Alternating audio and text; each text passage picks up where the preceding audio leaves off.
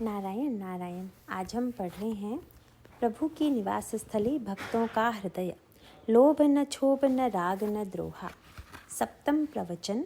श्री रामः शरणं मम।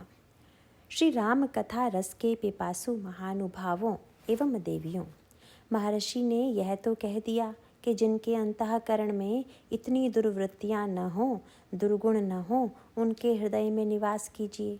किंतु उन दुर्गुणों एवं दुर्वृत्तियों को निकालने का क्या उपाय है? इन पंक्तियों में इसकी ओर संकेत नहीं मिलता है, परंतु इन दुर्गुणों को दूर करने के उपायों का वर्णन रामायण में कई संदर्भों में किया गया है। मैं आपका ध्यान इस सूत्र की ओर आकृष्ट करना चाहूँगा कि हम दुर्गुणों को किस रूप में देखते हैं।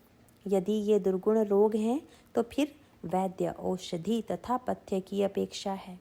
अतः इन वस्तुओं को हम जीवन में स्वीकार करें। यदि इन दुर्गुणों को हम राक्षस के रूप में देखते हैं तो उनसे सुरक्षा पाने के लिए किसी ऐसे प्रहरी, पहरेदार का आश्रय लें जो इन दुर्गुणों को हमारे जीवन में प्रविष्ट न होने दे। इस संदर्भ में दो बड़ी जटिल समस्याएं हैं। एक तो यह कि कुछ व्यक्ति ऐसे हैं जो अपने जीवन में स्वयं दुर्गुणों को आमंत्रित करते हैं। उनके अंतःकरण में ऐसी कोई भावना नहीं है कि दुर्गुण त्याज्य हैं। इनके जीवन में दुर्गुण राक्षस के रूप में हैं, रोग के रूप में नहीं।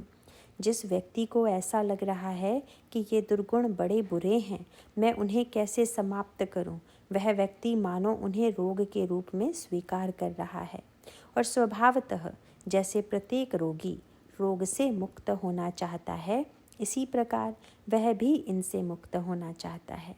पर समाज में ऐसे भी व्यक्ति होते हैं कि जिनके जीवन में दुर्गुणों को लेकर कोई ग्लानि नहीं है, कोई पश्चाताप नहीं है, और वे दुर्गुणों को अभिमान की वस्तु मानकर उन्हें गौरवपूर्ण रूप से स्वीकारते हैं। इस संदर्भ में दो चित्र आपके समक्ष हैं, एक अयोध्या का और दूसरा लंका का। लंका में तो दुर्गुणों का साम्राज्य है ही, लेकिन अयोध्या में दुर्गुणों का पूरी तरह से अभाव हो ऐसा नहीं है, पर कुछ भिन्नता आपको अवश्य दिखाई देगी। महाराज श्री दशरथ तथा लंकाधिपति दशमुख में भी यदि तुलना की जाए तो आपको यह दिखाई देगा कि काम की वृत्ति दोनों के ही जीवन में है। दोनों काम से पूरी तरह मुक्त नहीं हैं, पर दोनों में एक भेद है। रावण के जीवन में जो काम है वह पूरी तरह से अनियंत्रित है, उसकी कोई सीमा नहीं है। पर महाराज श्री दशरथ के जीवन में इससे भिन्न बात है। महाराज श्री दशरथ बहुविवाह किए। इसका अभिप्राय है कि उनमें काम की वृत्ति तो दिखाई देती है, किंतु वे कन्या के पिता से आग्रह करते हैं कि उसके परिणाम स्वरूप जब कन्या अर्पित की जाती है तो उसे स्वीकार करते हैं। इस प्रकार उन्होंने विवाह के माध्यम से मर्यादित रूप से काम को स्वीकार किया। दूसरी ओर रावण अपनी कामवृत्ति को पूर्ण करने के लिए जिस पद्धति का आश्रय लेता है वह सर्वथा भिन्न है।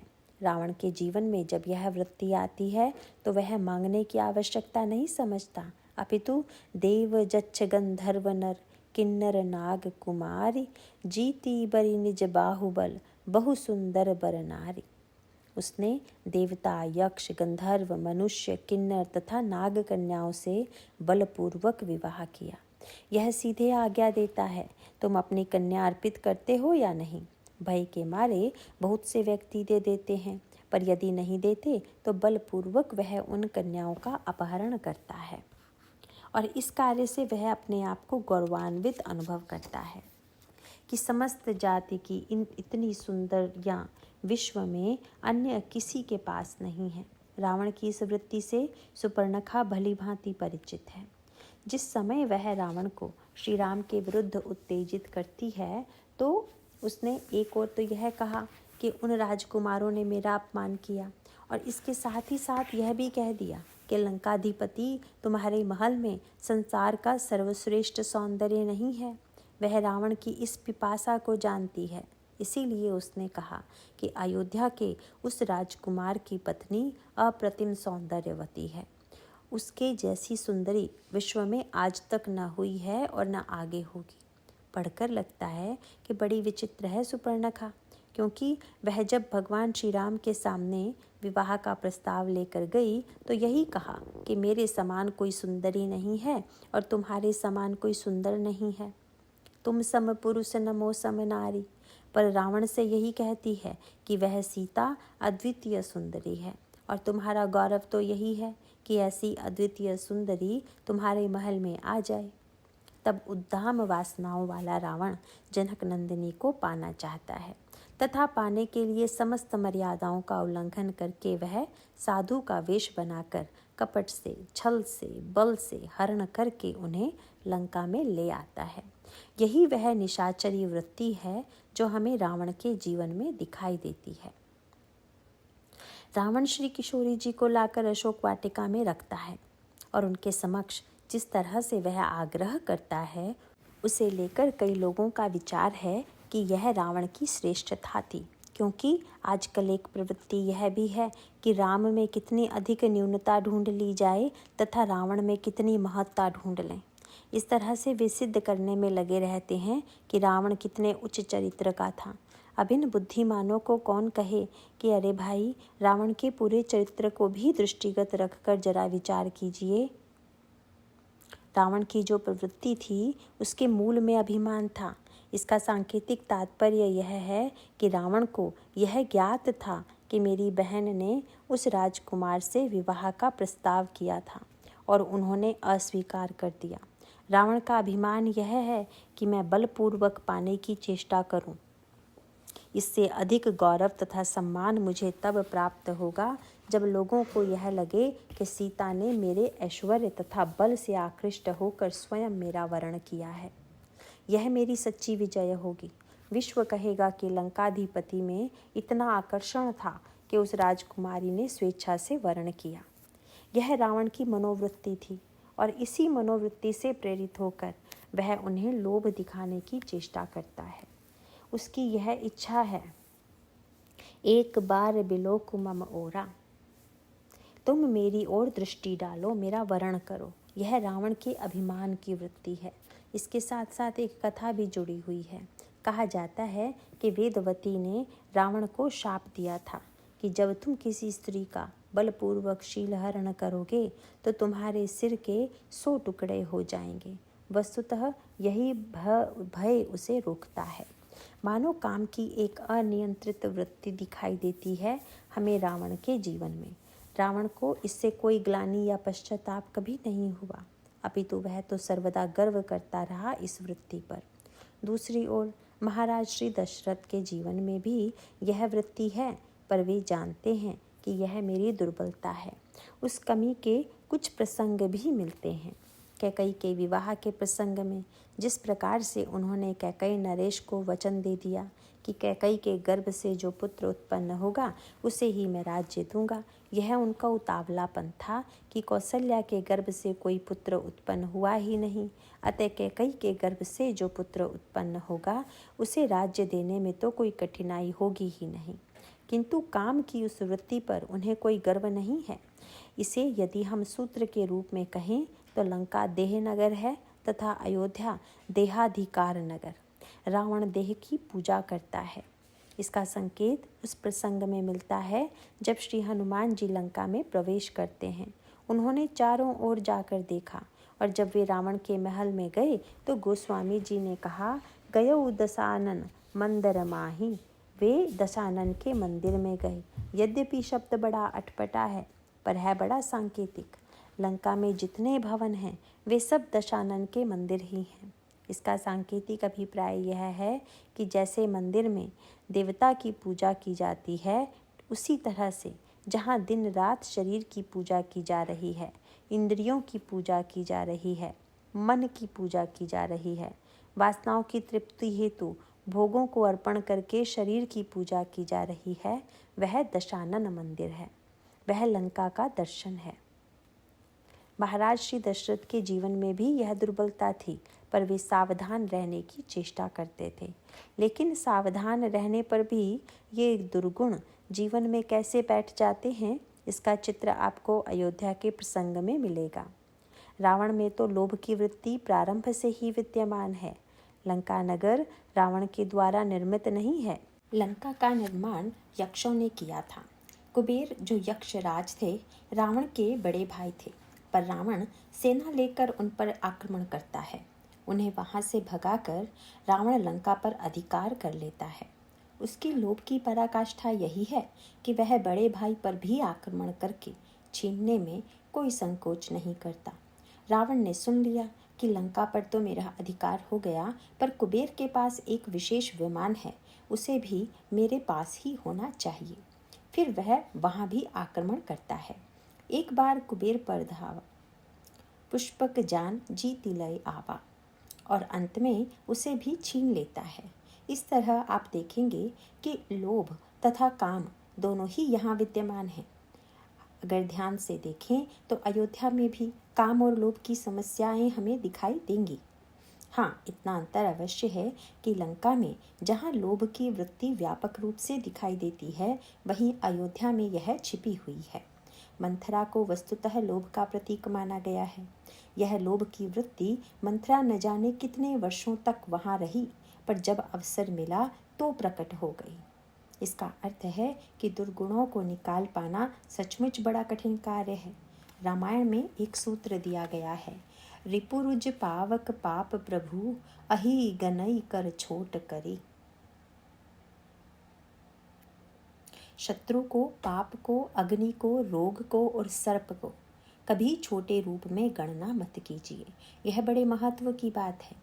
यद्यपि दिखाई तो यह दे रहा है कि अयोध्या में चारों ओर उदारता की वृत्ति है। ऐसा लगता है कि जैसे अयोध्या में लोभ की वृत्ति का कोई स्थान है ही नहीं। पर लोभ की वृत्ति मंथरा एक दासी के रूप में महारानी कैकई के महल में ही विद्यमान है।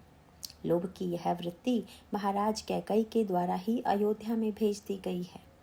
गोस्वामी जी ने अत्यंत मनोवैज्ञानिक ढंग से यह बताया कि ये वृत्तियां समय पाकर कैसे बड़े से बड़े तथा अच्छे से अच्छे व्यक्तियों के मन पर अधिकार कर लेती हैं। महाराज श्री दशरथ ने श्री राम को राज्य देने का निर्णय किया। गुरु वशिष्ठ ने समर्थन किया, पर उस संदर्भ में श्री भरत को निमंत्रित नहीं किया गया।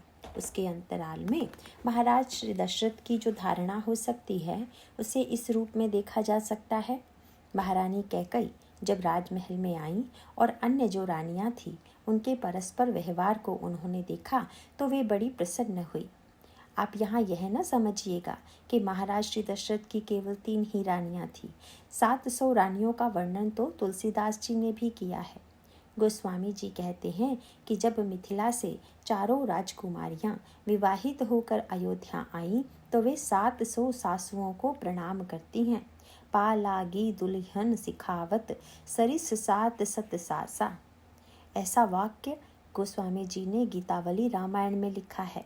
उदारता के उस वातावरण में महारानी कैकई को लगा कि रानियों में परस्पर कोई ईर्ष्या द्वेष नहीं है, वैमनस्य नहीं है, अपितु सद्भाव है। यह वृत्ति उनके जीवन को भी प्रभावित करती है। यह स्वाभाविक भी है, क्योंकि वातावरण का प्रभाव तो व्यक्ति के जीवन में पड़ता ही है। वातावरण से प्रभावित होकर हम अपनी वृत्तियों को कुछ समय के लिए दबा लेते हैं। यहाँ कथा में आप लोग इतनी बड़ी संख्या में और कितनी शांति से बैठे हुए हैं। इसका अर्थ है कि आप सब ने इस वातावरण में कम से कम अपने अभिमान को दबा लिया है, क्योंकि यदि न दबावें तब तो प्रत्येक श्रोता यही कह सकता है कि हम ही ऊपर बैठेंगे।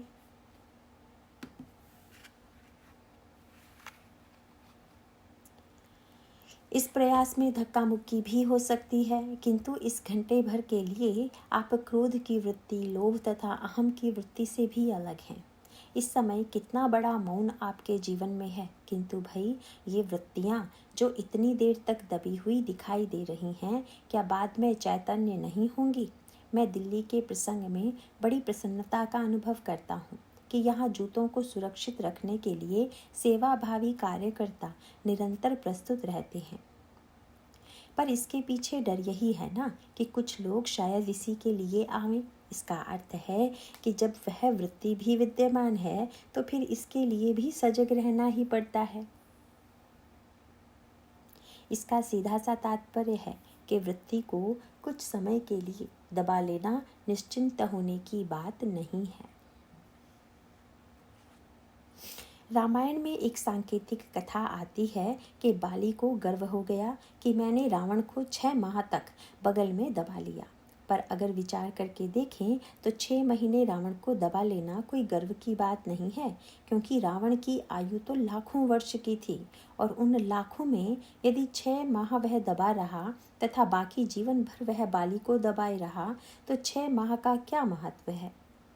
इसका अर्थ बहिरंग अर्थों में न लीजिएगा।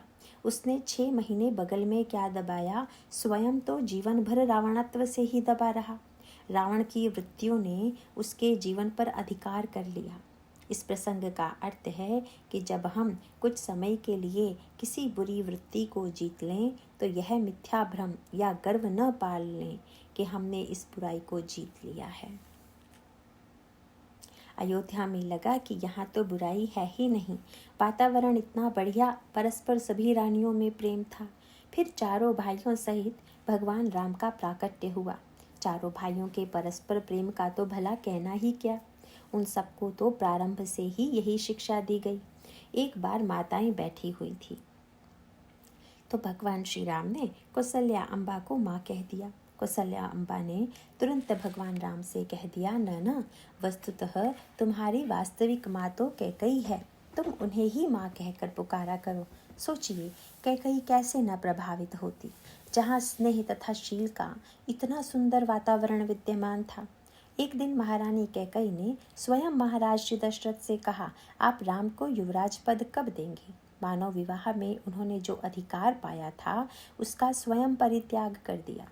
कई बार लोग प्रश्न करते हैं कि विवाह में जो वचन दिया गया था उसका क्या हुआ। यह वर्णन रामायण में नहीं आया है, क्योंकि रामायण में महारानी कैकई ने महाराज श्री दशरथ से यह नहीं कहा कि आपने मेरे विवाह के समय यह वचन दिया था कि मेरे गर्भ से जो पुत्र उत्पन्न होगा उसे ही राज्य देंगे। इसका अर्थ है कि इस प्राप्य अधिकार का परित्याग कैकई ने स्वेच्छा से कर दिया था, इसीलिए उस वचन की याद उन्होंने कभी नहीं दिलाई। महाराज श्री दशरथ गदगद हो गए कि भले ही कैकई नरेश ने ममतावश वचन ले लिया, पर उनकी पुत्री कैकई तो इतनी उदार है कि स्वयं ही व्यग्र है कि राम को राज्य कैसे मिले। चलो समस्या का समाधान हो गया। किंतु महाराज दशरथ ने जब श्री भरत को नहीं बुलाया तो कहीं न कहीं उनके मन में भय की भावना थी, पर यह भय की भावना न कैकई की ओर से आपत्ति को लेकर थी और न ही भरत की ओर से। भरत और श्री राम का परस्पर इतना प्रेम था कि श्री भरत तो अपने को सेवक तथा श्री राम को स्वामी मानते थे। कैकई तो स्वयं महाराज से कई बार श्री राम को युवराज बनाने का आग्रह करती रहती थी। इसीलिए भरत को ननिहाल से न बुलाने के पीछे महाराज श्री दशरथ का एकमात्र भय यही था कि यद्यपि भरत तथा कैकई को तो राम के युवराज बनाए जाने पर कोई आपत्ति नहीं होगी, पर ननिहाल सूचना भेजकर बुलवाने से ननिहाल के लोग तो कह सकते हैं कि यह कैसे हो सकता है। महाराज ने शादी के समय जो वचन दिया था उसका क्या हुआ। मानो एक ओर यह आशंका थी और दूसरी ओर शीघ्र था, क्योंकि जब उन्होंने गुरु वशिष्ठ से पूछा कि मेरे मन में राम को युवराज पद देने का संकल्प आया है, आप शुभ मुहूर्त बताइए, तो गुरु वशिष्ठ ने आज्ञा दी कि आप युवराज पद देने में शीघ्रता कीजिए। बेगी विलंब न करई नृप, साजई सब ही समाज। शुभ संकल्प हो जाए तो मुहूर्त की चिंता नहीं, अपितु उसे शीघ्रता से पूर्ण करने की चेष्टा करनी चाहिए। महाभारत में एक बड़ी सांकेतिक कथा आती है। महाराज युधिष्ठिर जब राजा हुए तो एक याचक उनके पास आया। उस समय युधिष्ठिर कुछ व्यस्त थे, अतः उनके मुंह से निकल गया कि कल दे देंगे। भीमसेन के कान में यह वाक्य पड़ा। वे बड़े कौतुकी थे, तुरंत बाजा बजाने वालों को बुलाकर आज्ञा दी, बाजे बजाओ।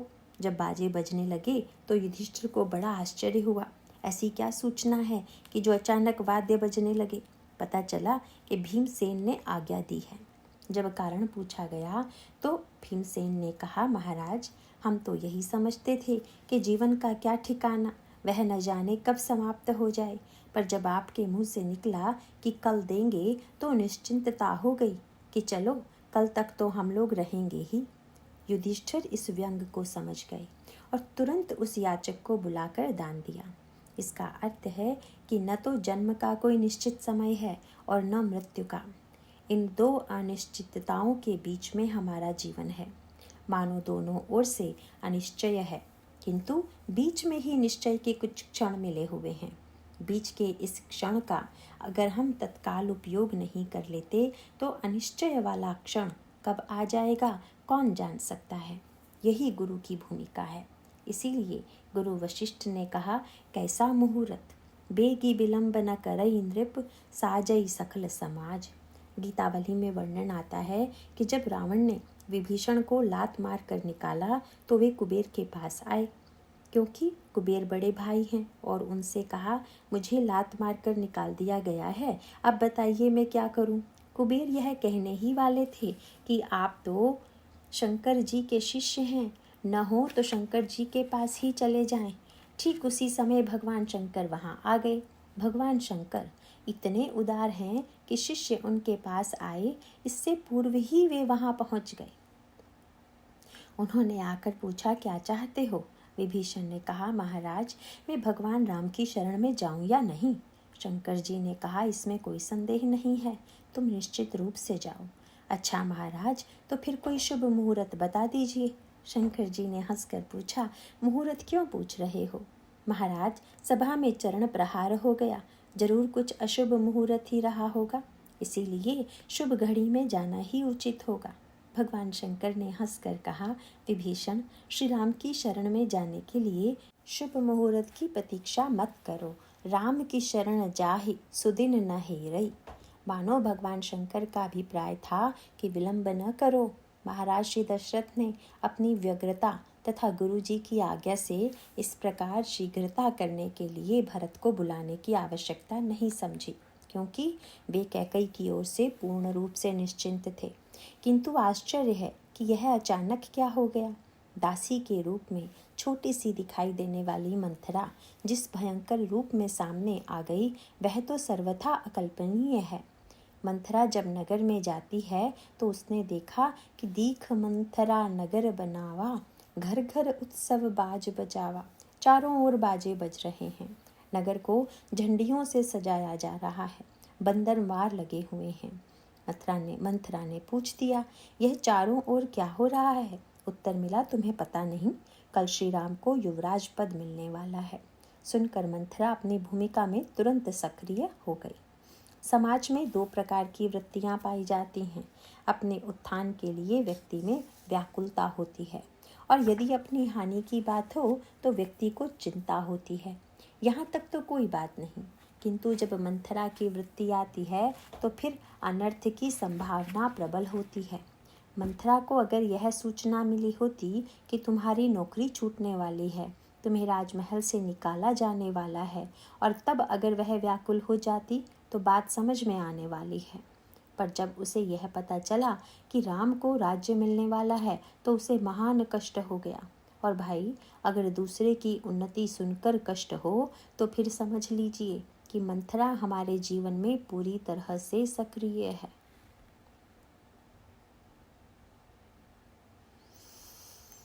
हमें इसे पहचान लेना चाहिए। गोस्वामी जी ने लिखा, पूछे सी लोगन काह उछाहू, राम तिलक सुनिभा उरदाहू।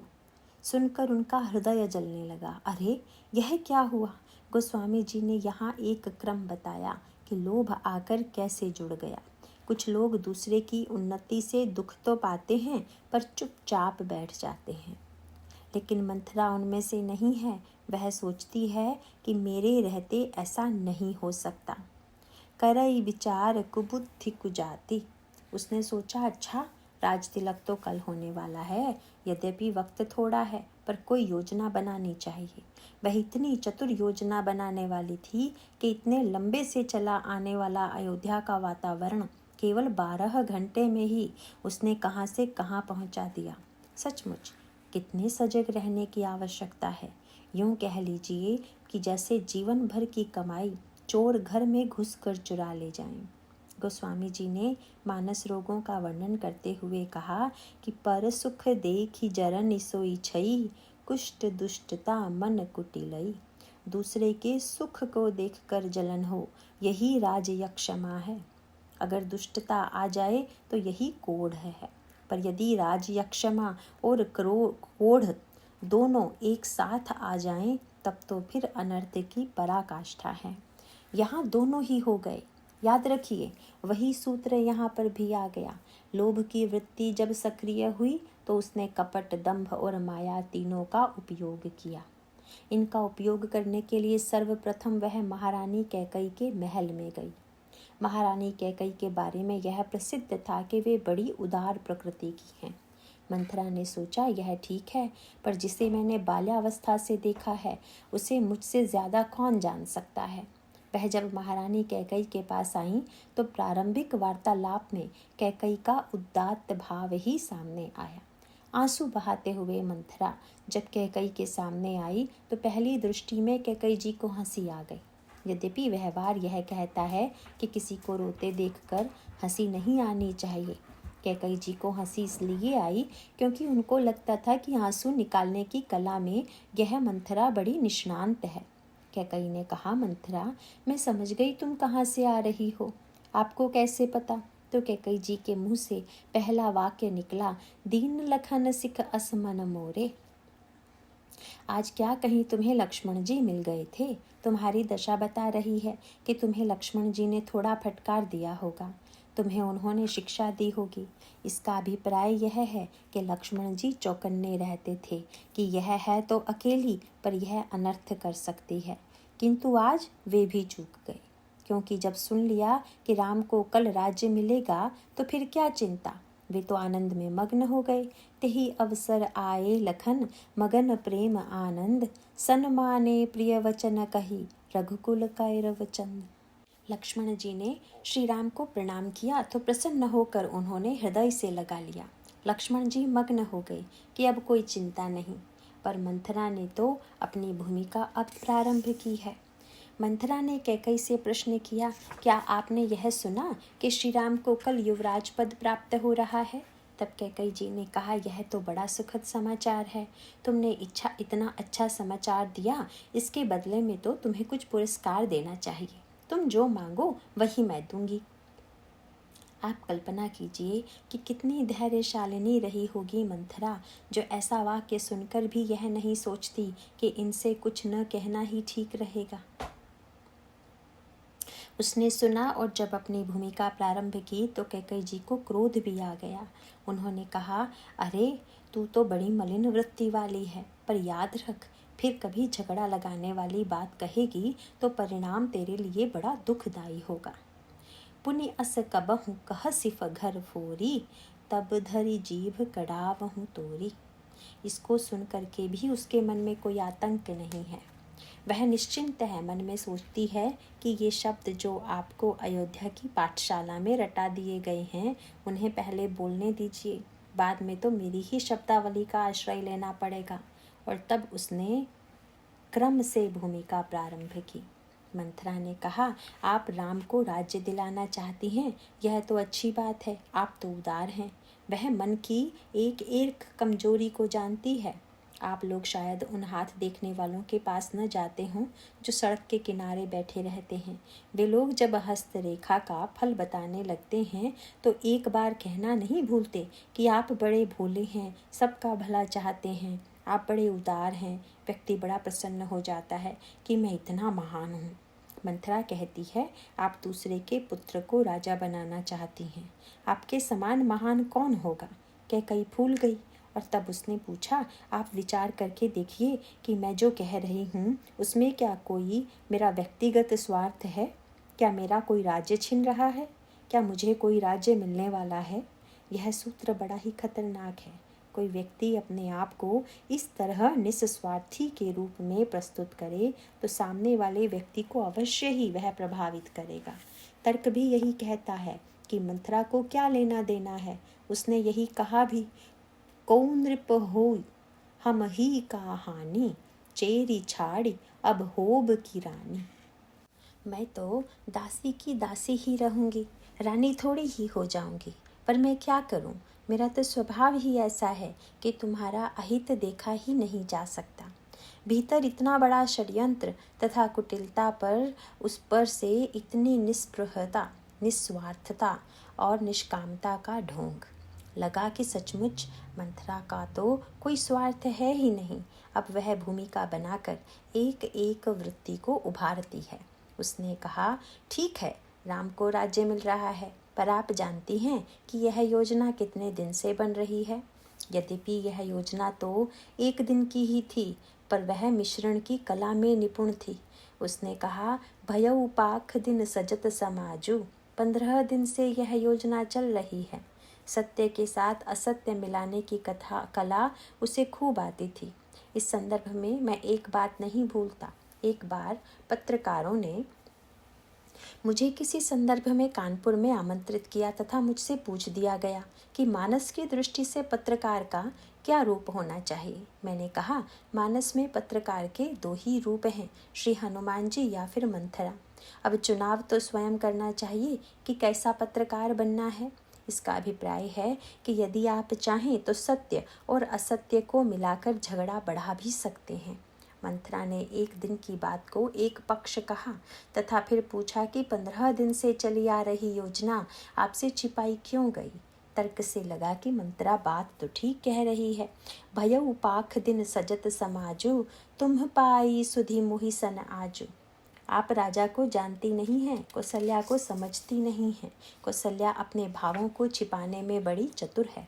चतुर गंभीर राम महतारी। आपके प्रति उनके मन में ईर्ष्या थी, पर उन्होंने उसे छिपाया। आप भूली हैं, पर वे ऐसी नहीं हैं। आपका बेटा जैसे ही ननिहाल में गया, देखिए तो कैसा षड्यंत्र किया उन्होंने। मंथरा इस ढंग से प्रस्तुत करती है कि कैकई उसके चक्कर में आ जाती है। गूढ़ कपट प्रिय वचन सुनी, तीय अधर बुधि रानी। सुर माया बस बैरि नहीं, सुहृद जानि पतियानी। पहले भूतकाल का चित्र प्रस्तुत किया और फिर भविष्य की ओर ले गई। कहने लगी, जब राम राजा होंगे तो भरत कारागार में डाल दिए जाएंगे। लक्ष्मण राम के युवराज होंगे।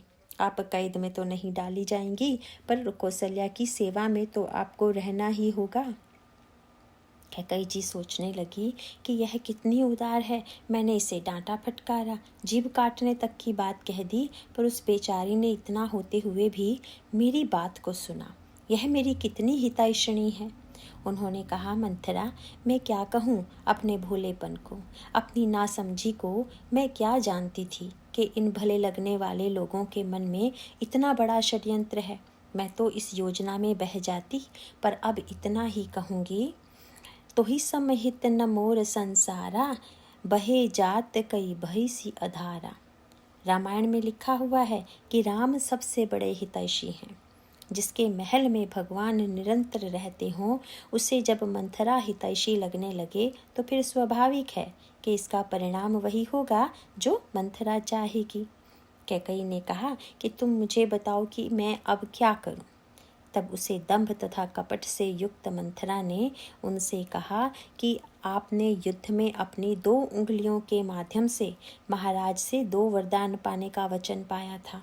अवसर आ गया है कि आप उनसे उन दोनों वरदानों को मांग लीजिए। मानो वह यह भी जानती है कि अगर एक वरदान कैकई जी ने मांग लिया कि भरत को राज्य मिले, तो इससे उसे संतोष नहीं होगा, क्योंकि लोभी को मात्र अपने लाभ से ही संतोष नहीं होता।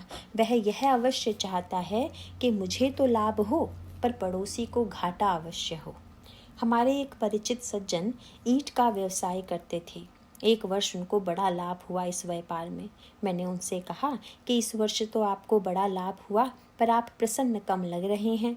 उन्होंने कहा, क्या बतावें, पिछले वर्ष पानी बरस गया था, ईंटें बह गई थी। यह सब पिछले वर्ष ना होता तो लाभ कितना बढ़ जाता। मैंने कहा, इस वर्ष तो लाभ हुआ ना। वे बोले, क्या पता अगले वर्ष लाभ हो कि नहीं। मैंने कहा, भाई इस वर्ष तो हुआ ना। वे बोले, क्या लाभ हुआ? मेरे पड़ोसी को तो दूना लाभ हुआ। मैंने कहा, भाई अब आपका कष्ट भला कैसे दूर होगा। मंथरा कहती हैं कि अपने बेटे के लिए राज्य मांगो और दूसरे के बेटे के लिए वन मांग कर उसे भटकाओ। तुम उनके षड्यंत्र का बदला लो। बदला लेने की इसी वृत्ति के कारण महाभारत का युद्ध लड़ा गया। मंथरा इसी वृत्ति को उभारने का प्रयत्न करती है। अंत में वह सफल भी हो जाती है और लोभ के साथ कपट, दंभ तथा माया, ये तीनों जुड़ जाते हैं। महाराज श्री दशरथ की एक दुर्बलता थी काम की। संध्या काल में वे प्रसन्नता के साथ कैकई के महल में जाते हैं, जिसके परिणाम स्वरूप भगवान राम को वन जाना पड़ा। गोस्वामी जी को महाराज श्री दशरथ की आलोचना लिखनी पड़ी। सुरपति बसई बाह बल जाके, नरपति सकल रहई रुख ताके, सो सुनितिय रिस गयउ सुखाई, देखहु काम प्रताप बढ़ाई। कैकई जी ने जो कपट, दंभ और माया का पाठ अपने गुरु मंथरा से सीखा, उसे अपने जीवन में उतार कर उन्होंने अपने योग्य शिष्या होने का परिचय दिया। इसका परिणाम हुआ कि इतने दिनों तक अयोध्या में रहकर जिस उदारता की वृत्ति का दर्शन हुआ था, वह पता नहीं जाने किस दिशा में विलीन हो गई या मुड़ गई। उसके द्वारा यह संकेत मिलता है कि अगर जीवन में लोभ, काम आदि की वृत्तियाँ बहुत छोटे से रूप में विद्यमान हों, तो समय आने पर वे विराट रूप में भी प्रकट हो सकती हैं। मन का यही रोग अयोध्या में इस रूप में प्रकट होता है। भगवान श्री राम को वन दे दिया गया, वे चुपचाप वन चले गए, मानो लोभ का उत्तर लोभ से ही नहीं दिया गया, अहंकार का उत्तर अहंकार से नहीं दिया गया, स्वार्थ का उत्तर स्वार्थ से नहीं दिया गया। बाद में जब भगवान राम से चित्रकूट में श्री भरत जी की भेंट हुई, तो भगवान श्री राघवेंद्र ने कहा कि बंटवारा हो गया, तुम उधर और मैं इधर। भगवान राम लंका में रावण के विरुद्ध युद्ध करते हैं और उधर भरत जी दवा बांटते हैं। अयोध्या के लोग राक्षसी वृत्ति वाले नहीं, रोगी वृत्ति वाले थे। उनको अपनी दुर्बलता पर ग्लानि हुई, कैकई को भी ग्लानि हुई। महाराज श्री दशरथ को अपने काम की वृत्ति पर इतना पश्चाताप हुआ कि उन्होंने कहा, जब इस शरीर में यह वृत्ति है तो सो तनु राखी करब मैं कहा। इन वृत्तियों का निराकरण श्री भरत ने सद्गुरु के रूप में किया और लंका में जहाँ राक्षसी वृत्तियाँ थी, उनका नाश स्वयं भगवान राम ने किया। सूत्र के रूप में कहें तो अगर जीवन में ये दुर्बलताएं हैं, तो भरत चित्र दवा के रूप में इन रोगों का विनाश कर सकता है। और अगर हमारे अंतःकरण में राक्षसी वृत्तियां प्रविष्ट हो गई हैं और हम अगर उन वृत्तियों पर गर्व करते हों, घृणा नहीं, तब तो फिर भगवान ही उनका वध करेंगे, संहार करेंगे। इसके बाद की चर्चा कल करेंगे। नारायण नारायण।